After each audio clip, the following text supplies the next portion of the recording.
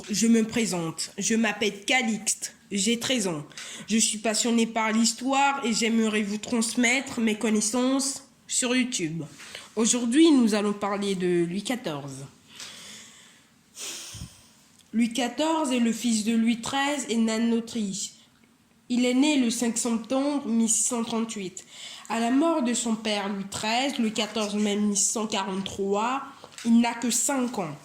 À la mort, alors, sa mère Anne d'Autriche est régente jusqu'à sa majorité.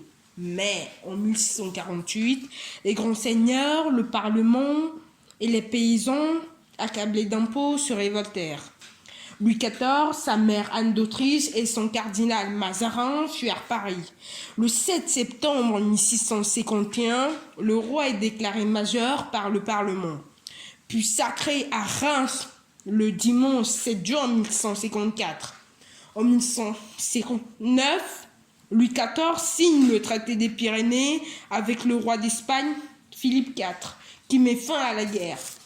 Et le 9 juin 1660, le roi épouse l'enfant de Marie-Thérèse d'Autriche, fille du roi d'Espagne. En 1661, âgé de 22 ans, et à la mort du cardinal de Mazarin, Louis XIV décide de gouverner seul son premier ministre.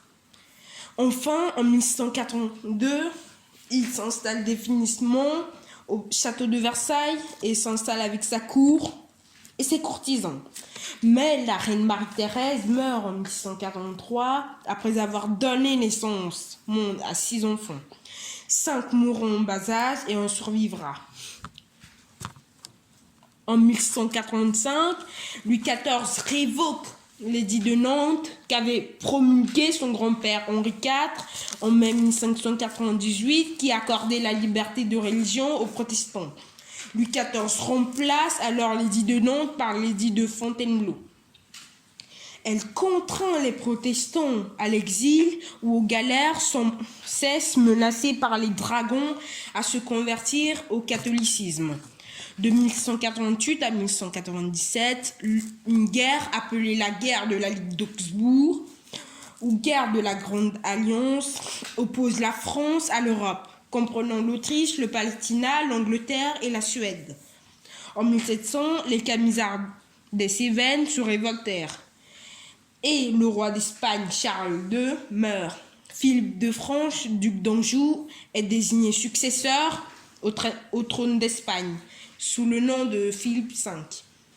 La guerre de succession d'Espagne éclate de 1701 à 1714. Peu à peu, la santé du roi décline et Louis XIV perd tous les membres de sa famille.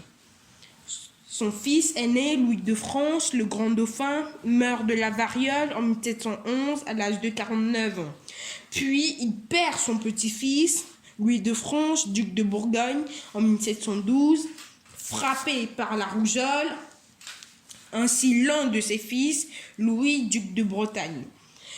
Le dimanche 1er septembre 1715, à 8 h du matin, Louis XIV meurt de la gangrène à 77 ans, après 72 ans de règne et 54 ans de gouvernement.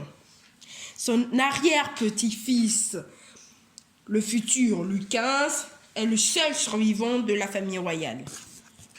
Merci beaucoup d'avoir suivi cette vidéo. N'hésitez pas à liker, commenter, partager et à vous abonner. Et on se retrouve dans une nouvelle vidéo. À la prochaine.